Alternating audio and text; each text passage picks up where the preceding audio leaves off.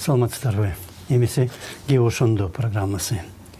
Мурдагы күнү 1 сентябрда Жогорку кеңештин кезектеги күзгү сессиясы башталды. Бүгүн болсо ал ийгиликтүү аяктады десе болот. Парламент жетекчилери менен депутаттар же журналисттер менен саясаттануучулар эмне деп чечмелесе дагы мындай нерсени түшүнүү кыйын.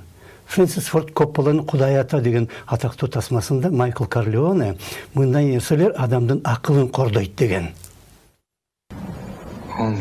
Бирок сен күнөөлүү эмесмин дебе. Антсең менин акылымды коргулуп, ачуумду келтиресиң. 3 күндүн ичинде Жогорку кеңеш насыя гранттар менен байланышкан бир нече макулдашууну бекитти. Алар мисалга нарын шаарын таза суу менен камсыз кылуу боюнча Европадагы кайра куруу жана өнүгүү банкы менен же Индия өкмөтү менен кош салыктан бошотуу сыяктуу өкмөт аралык келишимдер. Айрымдар 3 күндө 10-15 депутат күжүр менен аракеттенип, 120 мүчөлүү парламенттин ишин аткарыптыр деп макташы да мүмкүн.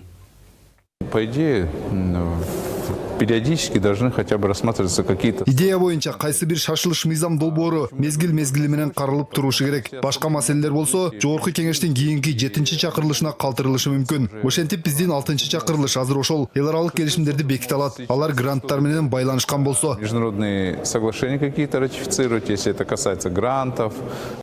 Эмне үчүн бардык депутаттар сессия катышпайт дегенге парламент жетекчилери алар ковидтин эпидемиясы учурунда шайлоочулары менен жай айларында жолуга албай калыптыр. Азыр ошол иштерин бүтүрүүдө дейт.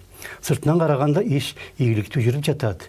Келишимдер болсо өлкө үчүн өтө керектүү, ким каршы болмок эле. Бирок каршы боло тургандай сессия учурунда залда депутаттар деле болгон жок. Мисалга бүгүн сессияга 15 чакта гана депутат катышты. Барды болуп 11 маселе каралыптыр, бирок күн тартибиндеги маселелер колго салынганда ар бири 80дей депутаттын макулдугу менен жактырылыптыр. Иштин мындай мүнөзү көп жылдан бери эле калыптанып калган. Депутаттар өз милдетин аткара турган негизги жумушуна келбейт. Алардын ордуна башкалар добуш берет жана ал тууралуу канча какшасаң дагы абал өзгөрбөйт. Ошондо да бул маселе Жогорку кеңешке таандык эң маанилүү проблема эмес. Акыркы жылдары Кыргыз парламенти элдин мүдөөсүн чагылдырган жыйын деген сапаттан ажырады. Эл аларга шайлоо учурунда гана керек. Белгилүү өзбек журналисти Акрам Муртазаев айткандай, эл алар үчүн бир жолу пайдаланып ыргытып жибере турган электоратка айланган. Ошондо дагы депутаттар ошол элди кордоонун ар башка жаңы ыкмаларын табууда. Мисалга азыркы 3 күндүк сессиясында Жогорку кеңеш 7 жаңы депутатка мандат берүүгө үлгүрдү. Алар ар башка партиянын тизмесинде болгон жана партия жетекчилери аны менен бересесинен кутулду. Бирок бир эле күн депутат болгондор эми өздөрүн кийин экс-депутат деп атай алат, класстык чиндерин жана башка жеңилдиктерди алып, баркына барк кошулат. Муну акылды кордоо дебегенде эмне деп аташ керек? Парламент жетекчилеринин айтымында айрым депутаттар жаңы шайлоого катышкандыктан мандаттарын тапшырган, ошондуктан бош орундар пайда болгон. Бирок ушул эле сессияда жаңы шайлоого катышкан спикер, анын вице-спикерлери баш болуп, башка да депутаттар отурбайбы? Алар эмне үчүн мандаттарын тапшырбайт экен? Жогорку кеңеште ушинтип өтмө короого айлантууну акылды кордоо дебесек кандай деп түшүнүш керекпиз?